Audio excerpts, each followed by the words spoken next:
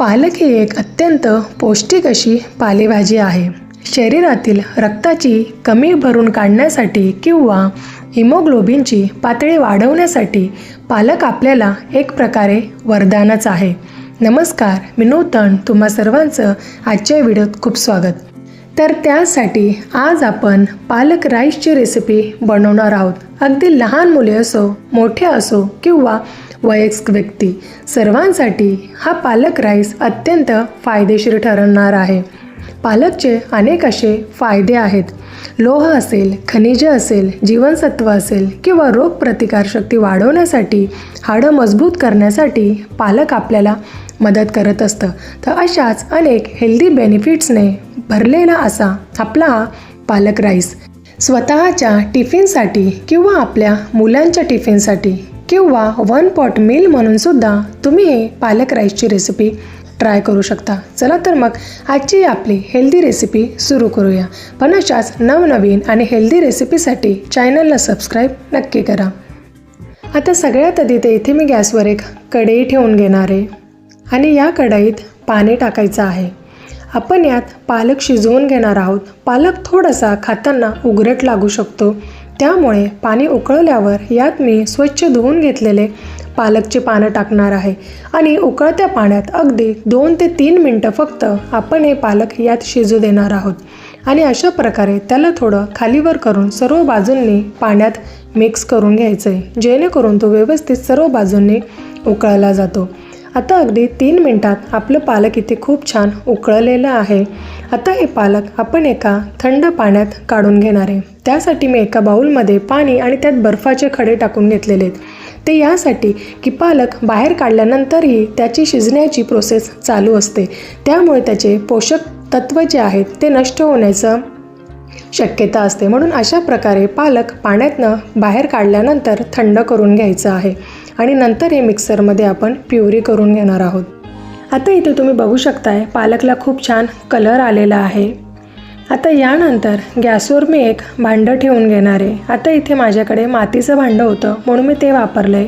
तुम्ही तुमच्याकडे जे आहे ते वापरलं तरी चालेल. आता यात तेल टाकायचं आहे आणि हे तेल गरम करून घ्यायचं आहे. तेलच्या ऐवजी तुम्ही तुपाचा वापर केला तरीही चालेल. आता तेल गरम झाल्यानंतर यात जिरं टाकायचं आहे.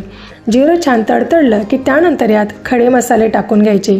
त्यात मी इथे चक्रफूल घेतलेलं आहे, हिरवी वेलची, लवंग, दालचिनीचा छोटा तुकडा, नंतर काळी मिरी आणि तमालपत्र हे सर्व टाकून हे परतवून घेणार आहे.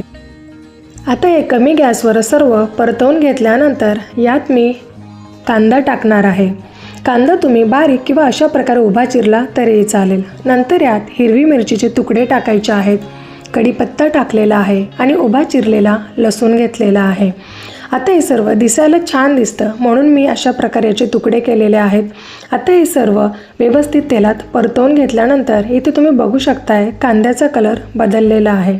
आता यात काजू टाकायचा आहे. काजू तळायला जास्त वेळ लागत नाही, मी म्हणून अशा प्रकारे थोडं शेवटी टाकलेलं आहे आणि हे देखील थोडा वेळ अशाच प्रकारे तेलात परतवून घ्यायचं आहे.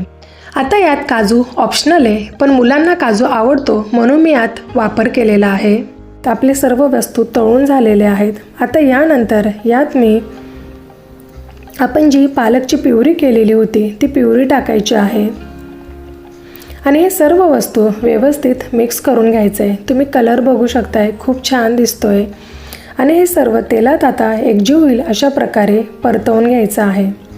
आता यानंतर यात मी भात टाकणार आहे. आता इथे मी तांदूळचा वापर न करता भातचा वापरच का केला आहे, त्याचं कारण म्हणजे आपण आधीच पालक शिजवून घेतलेला आहे आणि जर आपण तांदूळ टाकला तर तांदूळ शिजेपर्यंत पालक देखील भरपूर शिजतो आणि त्यामुळे पालकमधले पोषक तत्व जे असतील ते नष्ट होतात आणि त्याचा कलर देखील बदलतो.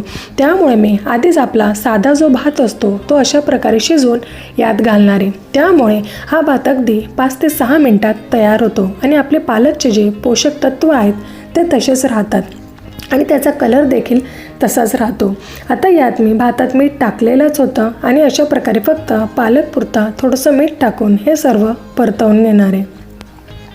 हा भात अगदी झटपट तयार होतो जर आपला भात रेडी असेल. आता यात आपल्या भांड्यात मिक्सरच्या भांड्यात मी थोडंसं पाणी टाकून तेही यात टाकून घेतलेलं आहे आणि आता हे सर्व व्यवस्थित मिक्स करून घ्यायचं आहे. तुम्ही बघू शकताय कलरही खूप छान दिसतं आहे.